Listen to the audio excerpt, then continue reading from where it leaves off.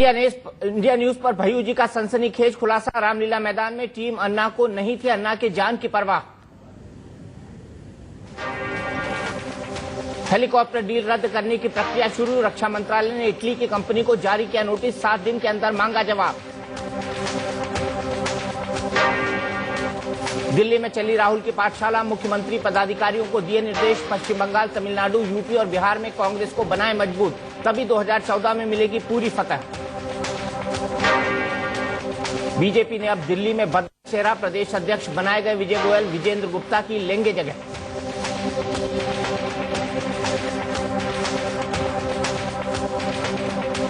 पहले बेटी और अब मां ने की खुदकुशी। एयर होस्टेस दीपिका शर्मा की मां अनुराधा ने पंखे से लटक कर दी जान। सुसाइड नोट में लिया गोपाल कांडा का नाम।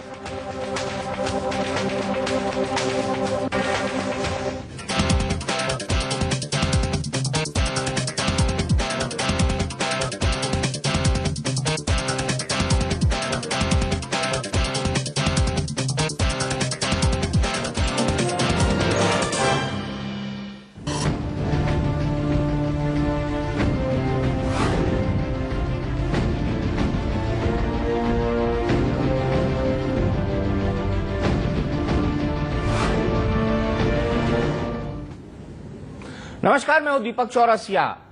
टुनाइट विद दीपक चौरसिया में आपका स्वागत है। आज हम बात कर रहे हैं भय्यू महाराज के उस सनसनीखेज खुलासे की जिसमें उन्होंने कहा है कि टीम अन्ना को रामलीला मैदान में अपनी महत्वाकांक्षाओं के चलते शायद अन्ना हजारे की जान की परवाह ही नहीं थी, इसीलिए उन्हें ये तक कहना पड़ा कि अन्ना जी आपकी जान ज्यादा कीमती है, आप अनशन तोड़िए, सरकार से सीधी बात करिए। उन्होंने ये भी कहा कि टीम अन्ना के कुछ लोग और खासकर अन्ना के निजी सहयोगी जो अन्ना को अब छोड़ चुके हैं, सुरेश पठारे, उन्होंने सरकार और साथ ही साथ जो बातचीत चल रही थी सरकार की अन्ना हजारे से, उसको रोकने की कोशिश की। हमारे साथ कई सारे खास मेहमान बने हुए हैं। सुनीता गोधरा जी टीम अन्ना से हैं, टीम अरविंद केजरीवाल यानी आम आदमी पार्टी से कर्नल सहरावत साहब हैं। हमारे साथ 2 नए मेहमान जुड़े हैं। पहले मेहमान हमारे साथ छत्तीसगढ़ के पूर्व मुख्यमंत्री और कांग्रेस के कद्दावर नेता अजीत जोगी साहब हमारे साथ जुड़े हैं और साथ ही साथ भारतीय जनता पार्टी के प्रवक्ता और पार्टी का जाना माना चेहरा प्रकाश जावड़ेकर भी हमारे साथ जुड़े हुए हैं।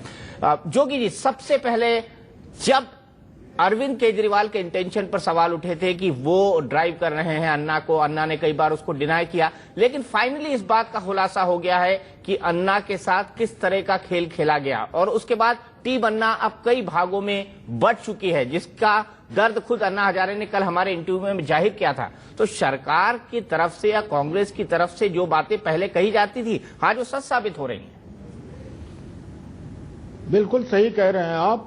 हम लोगों ने शुरू से कहा कि अन्ना जी स्वतः में उनके इंटेंशंस, उनका अभिप्राय, उनका उद्देश्य, उनका लक्ष्य बहुत अच्छा हो सकता है, पर वो ऐसे लोगों से घिर गए जिनकी बहुत ऊंची महत्वाकांक्षा, और वो परिणाम सामने आया है। भय्यू महाराज जी ने जो खुलासे किए हैं उससे साफ दिख रहा है कि लोगों को इस बात की परवाह नहीं थी कि अन्ना हजारे जी जीवित रहें या ना रहें, अन्ना हजारे जी का आंदोलन कैसा चले, कैसा आगे बढ़े, इसकी उनको कोई चिंता नहीं थी। उन्हें चिंता केवल इस बात की थी कि उनकी जो महत्वाकांक्षा है राष्ट्रीय क्षितिज पर, राष्ट्रीय पटल पर राजनीति में छा जाने की, वो महत्वाकांक्षा पूरी हो। इसके लिए ही वो लोग अन्ना जी को इस तरह से प्रस्तुत कर रहे थे।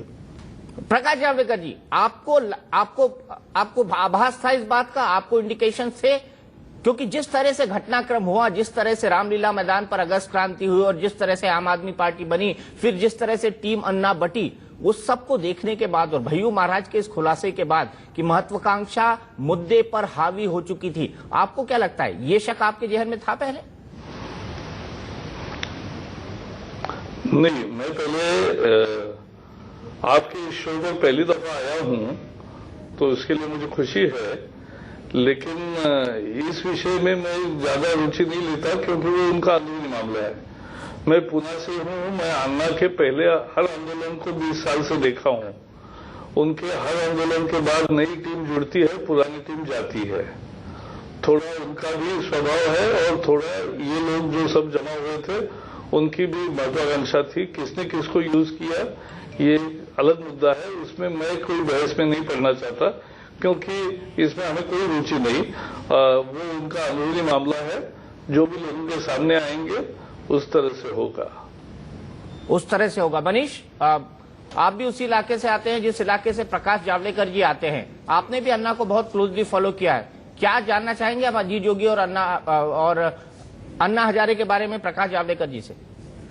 प्रकाश जी, अन्ना के आंदोलन को आपने महाराष्ट्र में भी बड़े सक्रियता से देखा है। महाराष्ट्र की सरकारों की चूल्हे अन्ना ने हलाई हैं, कई नेताओं को घर जाना पड़ा है। अन्ना क्या अरविंद केजरीवाल और इस पूरी टीम के लिए एक लॉन्चिंग पैड थे? क्या वो रनवे था जिसको अन्ना एयरक्राफ्ट को उड़ा रहे थे और ये सारे को पैसेंजर थे और बाद में सब में बिखराव आ गया?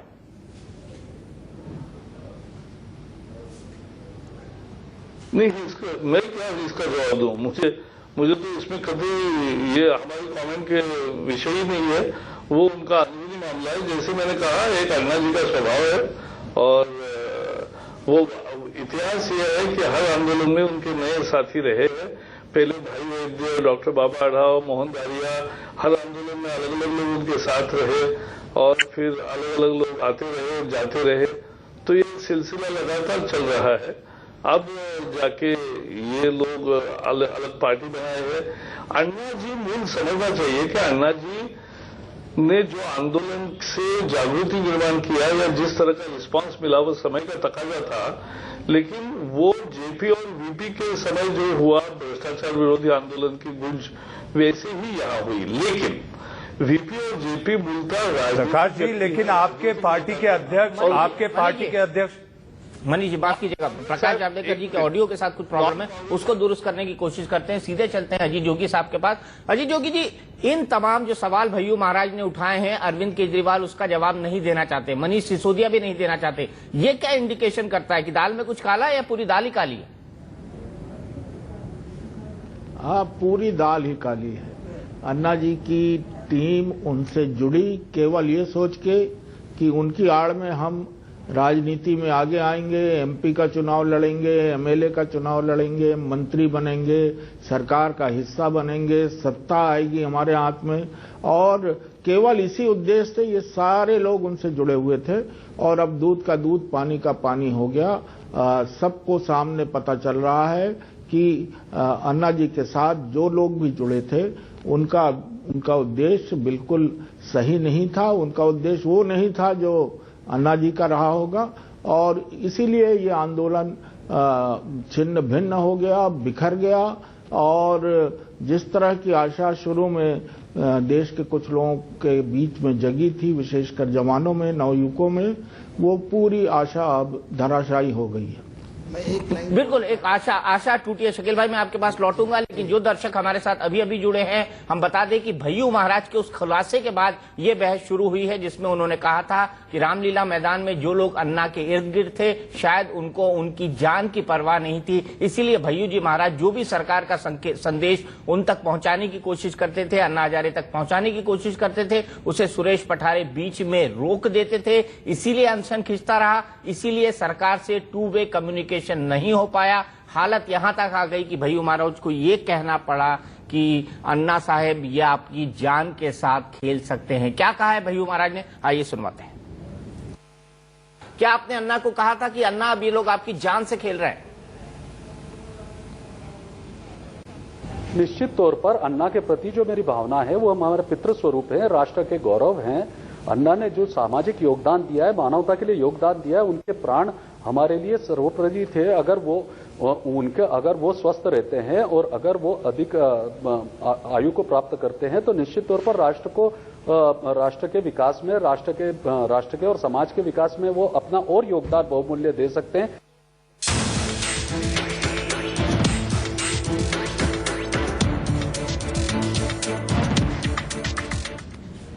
तो सुना भय्यू महाराज ने क्या कहा। बहस को आगे बढ़ाएं उससे पहले फिर से मैं कर्नल सहरावत के पास जाऊंगा। कर्नल सहरावत साहब, जोगी साहब ने कई सारे सवाल उठाए हैं, क्या जवाब है आपका उनके पास? देखिए, आप जो है उनसे और क्या उम्मीद कर सकते हैं। ये पूरा देश जानता है कि इस आंदोलन का क्या हश्र होने वाला था, क्योंकि हम मांग रहे थे जन लोकपाल, और 162 लोग ऐसे इस संसद में हैं जिनके खिलाफ बहुत संगीन मामले हैं, अपराध के मामले दर्ज होने हैं। तो वो लोग क्या इस देश को जन लोकपाल देने वाले हैं? जब ऐसी बातें हैं तो देश में जो लोग हैं वो नौसिखिए नहीं है, ये सच्चाई सबको मालूम है। आज के दिन ये सिर्फ आप ही बातें दूध के धुले हैं, सिर्फ आप ही दूध के धुले हैं, बाकी संसद में जितने 700 साढ़े 700 लोग बैठे हुए हैं। अगर जोगी जी इतनी पारदर्शिता जितनी की इस टीम से उम्मीद की जा रही है, इतनी और सार्वजनिक क्षेत्र में मिल जाए तो मेरे ख्याल से इस देश में जो हर रोज स्केलेटन्स निकल कर आ रहे हैं वो नहीं होगा। आज हमारे सामने जो हर रोज इस तरह के स्केलेटन्स निकल रहे हैं, वो अगर इस तरह के कुछ और लोग सार्वजनिक जीवन में आ जाए तो नहीं होगा। अजीत जोगी जी, मैं तो यही कहता हूं कि अन्ना जी जैसे लोग आए ना, उनके साथ जो जुड़े हुए लोग हैं, उनके आने से क्या मतलब है? उन लोगों ने तो अन्ना जी का जो उद्देश्य था, जो ध्येय था, जो भी उनकी मंशा रही होगी, उसको चकनाचूर कर दिया। ये इन लोगों ने उनको बर्बाद किया है, जो आज उनके नाम की दुहाई देके और तरह तरह की बातें कर रहे हैं, एमपीज पर उंगली उठा रहे हैं, राजनीतिज्ञों पर उंगली उठा रहे हैं, देश के नेतृत्व पर उंगली उठा रहे हैं, समाज के नेतृत्व पर उंगली उठा रहे हैं। ऐसे लोगों को ये समझना चाहिए कि एक अच्छे व्यक्ति को, एक भोले भाले व्यक्ति को सामने ढाल बनाकर उन्होंने रखना चाहा, अपनी महत्वाकांक्षाएं पूरी करनी चाहिए, और इसीलिए ये पूरा आंदोलन चकनाचूर हो गया, धराशायी हो गया, पूरा आंदोलन फेल हो गया, असफल हो गया। और जो कुछ भी आशाएं इसके प्रति लोगों में रही होंगी, जन लोकपाल तो एक विषय है, और जन लोकपाल हमारी सरकार बनाने के लिए कटिबद्ध है, और जन लोकपाल आम सहमति के आधार पर बनेगा। किसी व्यक्ति विशेष के कहने पर कि ये कर दीजिए, वैसा नहीं बनेगा। देश के 100 करोड़ से ज्यादा लोगों ने संसद को चुनकर भेजा है, 750 लोग वहां चुने हुए लोगों का प्रतिनिधित्व कर रहे हैं। वो लोगों का जो कंबाइंड कॉन्शियंस है, कंबाइंड मत है, उनकी जो सबकी मिलीजुली समन्वित जो धारणा बनेगी, उसके अनुसार जन लोकपाल बनेगा। किसी व्यक्ति विशेष के कहने से जन लोकपाल उन जैसा वो कह रहे हैं वैसा नहीं बनेगा। सुनीता गोधरा जी, आपका हाथ उठ रहा था। एक बात कहना चाहती हूं कि जब तक इस तरह के जनप्रतिनिधि ये कहते रहेंगे कि 100 करोड़ लोगों से हम चुन के आए हैं, जब तक चुनाव में सुधार नहीं होंगे, चुनाव प्रणाली में सुधार नहीं होंगे, जब तक अपनी जुडिशरी ऐसा नहीं बनेगा। सुनीता गोधरा जी, आपका हाथ उठ रहा था। एक बात कहना चाहती हूं कि जब तक इस तरह के जनप्रतिनिधि ये कहते रहेंगे कि 100 करोड़ लोगों से हम चुन के आए हैं, जब तक चुनाव में सुधार नहीं होंगे, चुनाव प्रणाली में सुधार नहीं होंगे, जब तक अपनी जुडिशरी में सुधार नहीं होगा, जब तक जो लॉज हैं या जो अमेंडमेंट्स हो रहे हैं उनका इम्प्लीमेंटेशन नहीं होगा, जब तक शिक्षा में सुधार नहीं होगा, जब तक हेल्थ की जो स्थिति है वो नहीं बदलेगी। 20 करोड़ लोग भूखे सो रहे हैं, लेकिन ये अभी भी ये कह रहे हैं अन्ना जैसे और पैदा हों। इस संसद में जो बैठे हैं उनमें से कोई भी कुछ भी अच्छा कर ले जनता के, तो अच्छी बात है ना, अन्ना जी खड़े हो जाए, चुनाव में जीत जाए, संसद में बैठे, देश को बदल दें, कोई दिक्कत ही नहीं है इसमें। अरविंद केजरीवाल जी आ जाएं। हर चीज को नहीं, जो अंदर बैठे हैं वो नहीं करेंगे, उनकी कोई जिम्मेवारी नहीं है क्या? अगर वो अपनी जिम्मेवारी निभाएं, जो अंदर संसद में बैठे हुए हैं, तो ना तो ऐसे आंदोलन खड़े हों, ना इस तरह की बातें हों, ना उन्हें गाली खानी पड़े। क्योंकि देखिए, जनता जब जागती है, इस तरह के आंदोलन मुद्दों पे उठते हैं। आज उठे, कल फिर उठेंगे। आंदोलन कभी मरते नहीं, और ये गलतफहमी है। जो भी ये कहता है कि आंदोलन मरते हैं या वो आंदोलन मर गया, ये आंदोलन मर गया, मुद्दे कभी नहीं मरते, मुद्दे हमेशा जिंदे रहते हैं, और उसको उठाने वाले भी हमेशा सामने आते हैं। और इस देश की जनता को भूलने की बहुत अच्छी आदत है, ये आप और हम जानते हैं। रामलीला मैदान नहीं, देश की वही जनता, लेकिन जावड़ेकर जी, सीधा आरोप टीम अन्ना का कि जो जनप्रतिनिधि हैं, आप जैसे लोग हैं, जो संसद में आते हैं, जो लोग लोकसभा में लाखों वोटों को पाने के बाद चुनकर आते हैं, वो अपनी जिम्मेदारी का निर्वाह नहीं करते। कैसे देखते हैं आप इस आरोप को? नहीं भाई, इनके साथ हम कोई बहस नहीं करते। ये सब महान लोग हैं, तो इसलिए इनको अपनी दुनिया में रहने दो, हमें अपनी दुनिया में रहने दो। क्योंकि लूट तक बचा हुआ है तो अच्छा है। अच्छी तकरीर अच्छी है सुनीता जी, लेकिन जावड़ेकर जी, मैं आपको यहाँ पर एक बड़े सवाल के लिए जोड़ना चाहूंगा। जो नीतिगत मुद्दा अजीत जोगी जी ने उठाया है, लोकपाल बिल की बहस को लेकर सेलेक्ट कमेटी को गया, आपके भी प्रतिनिधि वहां पर मौजूद थे, आपने कई ऑब्जेक्शंस उठाए। जिस रूप में बिल आया है लोकपाल का, जिसको अब संसद के अंदर आना है, क्या आपको लगता है वो पास हो पाएगा राज्यसभा से? ऐसा है, हमने तो लोकपाल बिल के लिए कि जो स्वतंत्र हो, निष्पक्ष हो और प्रभावी हो। इसके लिए भारतीय जनता पार्टी प्रतिबद्ध है और इसके लिए हमने सिलेक्ट कमेटी के सारे प्रोसीडिंग्स और रिपोर्ट अगर देखेंगे तो हमने एक लगभग, जिस पर राज्यसभा से कांग्रेस भाग गई आधी रात 12 बजे और 12 बजे का बहाना बनाकर, तो उसमें जो हमारे संशोधन थे वो सब सिलेक्ट कमेटी ने लगभग स्वीकार की है। जैसे कि अपॉइंटमेंट में सरकारी प्रतिनिधित्व कम होना चाहिए, रिमूवल में भी उनका प्रतिनिधित्व कम होना चाहिए। एक हमने कहा था कि सीबीआई का एडमिनिस्ट्रेटिव कंट्रोल, ये जो शिकायतें लोकपाल सीबीआई को देगा तो उस केस से जुड़े अधिकारियों के तबादले नहीं होंगे या जो भी कुछ करना है वो लोकपाल के सहमति से होंगे, वो नहीं हुआ है। और प्रोसिक्यूशन विंग जो है उसको भी हम प्रोसिक्यूशन विंग के अपॉइंटमेंट, जैसे अभी हमने देखा कि वकील ही आरोपी को मिल गया, तो ये न हो इसलिए वकीलों की नियुक्ति भी लोकपाल के सहमति से हो, ये भी हमने कहा है। तो इसलिए एक 2-3 मुद्दे छोटे बचे हैं, लेकिन बाकी हमारे लगभग जो राज्यों का अधिकार है वो राज्यों को होना चाहिए। राज्य अपने तरीके से लोकपाल बनाएंगे, लोकायुक्त बनाएंगे, वहां ये मंजूर हो गया। और ये उसमें जो कंट्रोल का थोड़ा सा हिस्सा था वो सरकार का थोड़ा कम हो गया, तो यहां तक तो हम आ पहुंचे। लेकिन अब थोड़ी 2 सीढ़ियां चढ़नी है। मुझे लगता है अगर सरकार सीरियस है तो हमारे इन सुझावों को स्वीकार करेगी और फाइनल बिल जो आएगा वो हम देखेंगे। हमारी प्रतिबद्धता स्वतंत्र, निष्पक्ष और प्रभावी लोकपाल की है और उसके लिए हम लगातार वोटिंग करते रहेंगे, लगातार कोशिश करते रहेंगे। बातों से मतलब निकला है कि अभी का जो प्रेजेंट फॉर्म है वो स्वीकार नहीं। अब निरादा लेफ्ट का क्या स्टैंड होगा? इस पर ऐसा है कि इसमें कुछ जगह पर हमारे साथ तो मतभेद था। मतभेद के कारण ये है कि हम लोग बार बार कह रहे हैं कि आप कॉर्पोरेट सेक्टर के इसके अंदर नहीं ला रहे हो। देश भर में करप्शन है, वही बहुत दिन से चली आ रही है। खाली डेमोक्रेटिक कंट्री में, जनवादी व्यवस्था में बिल हमारे देश की ये जो है अभी तक संसद इसको पास करेंगे और इसमें कड़ी से कड़ी जो है हमने कहा कि ये कठिन होने चाहिए और इसमें सबको आना चाहिए, जो भी करप्शन के साथ जुड़े हो, चाहे प्रधानमंत्री हो चाहे कोई भी हो, इसमें आना चाहिए। इसमें कोई दौड़ाई नहीं है। लेकिन इतनी बड़ी जो कठिन और लोकपाल बिल बनेगी या शक्तिशाली लोकपाल बिल, इसमें बहुत सारे राजनीतिक पार्टियों की और सरकार की, दोनों की इच्छा जो है वो इच्छा होनी चाहिए, नहीं तो इसको आप कर नहीं पाओगे। आप देख लो कि पूरे इतने दिन जो है घोटाले और जो है करप्शन की जो बातें आ रही है, इसको रोकने के लिए अगर हम बिल अभी ना बनाएं तो हमारे तो देश तो पूरी लूटी जाएगी। बिल्कुल ठीक। अबनी राय साहब, जावड़ेकर जी, दोनों को सुनने के बाद अजीत जोगी जी, ये लगता है कि सरकार को राज्यसभा में फिर एक टफ हालात का सामना करना पड़ेगा लोकपाल बिल को लेकर, क्योंकि इसके मौजूदा स्वरूप को फिर स्वीकार नहीं होगा और फिर लोकपाल बिल राज्यसभा में गिर जाएगा, क्योंकि सरकार की मेजोरिटी राज्यसभा में है नहीं। मैं हमेशा आशावादी रहा हूं। जिस तरह की बात प्रकाश जी ने की है, जैसी बात अन्य साथियों ने की है, उससे ये बिल्कुल लगता है कि हम सब की इच्छा है, जिसमें रूलिंग पार्टी भी शामिल है, विपक्ष के लोग भी शामिल हैं। हम चाहते हैं कि एक शक्तिशाली जन लोकपाल देश को मिले और विचारों में अब जो भिन्नता थी वो बहुत कम हो गई है।